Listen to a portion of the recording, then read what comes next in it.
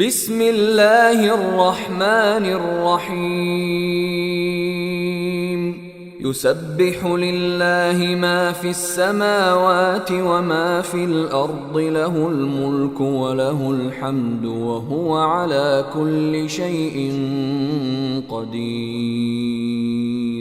هو الذي خلقكم فمنكم كافر ومنكم مؤمن والله بما تعملون بصير خلق السماوات والأرض بالحق وصوركم فأحسن صوركم وإليه المصير يعلم ما في السماوات والأرض ويعلم ما تسرون وما تعلنون والله عليم بذات الصدور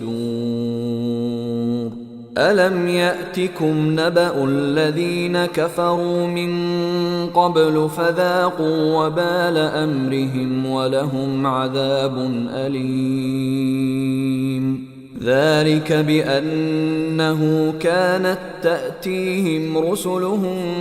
بالبينات فقالوا أبشر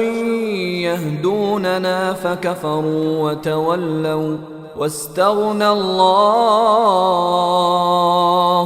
والله غني حميد زعم الذين كفروا أن لن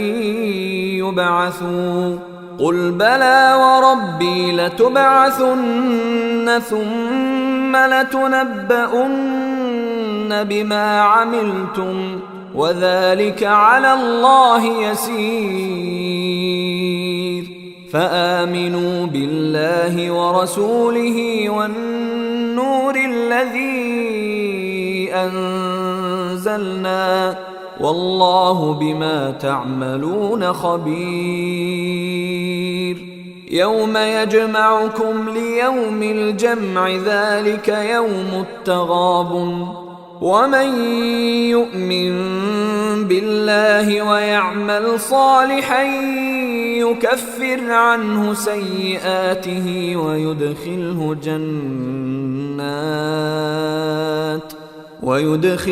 جنات تجري من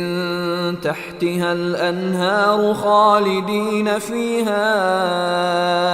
أبدا ذلك الفوز العظيم والذين كفروا وكذبوا بآياتنا أولئك أصحاب النار خالدين فيها وبئس المصير ما أصاب من مصيبة إلا بإذن الله ومن يؤمن بالله يهد قلبه والله بكل شيء عليم وأطيعوا الله وأطيعوا الرسول فإن توليتم فإنما على رسولنا البلاغ المبين الله لا إله إلا هو وعلى الله فليتوكل المؤمنون يا أيها الذين آمنوا إن من أزواجكم وأولادكم عدوا لكم فاحذروهم وإن تعفوا وتصفحوا وتغفروا فإن الله غفور رحيم إنما أموالكم وأولادكم فتنة والله عنده أجر عظيم فاتقوا الله ما استطعتم واسمعوا وأطيعوا وأنفقوا خيرا لأنفسكم ومن يوق شح نفسه فأولئك هم المفلحون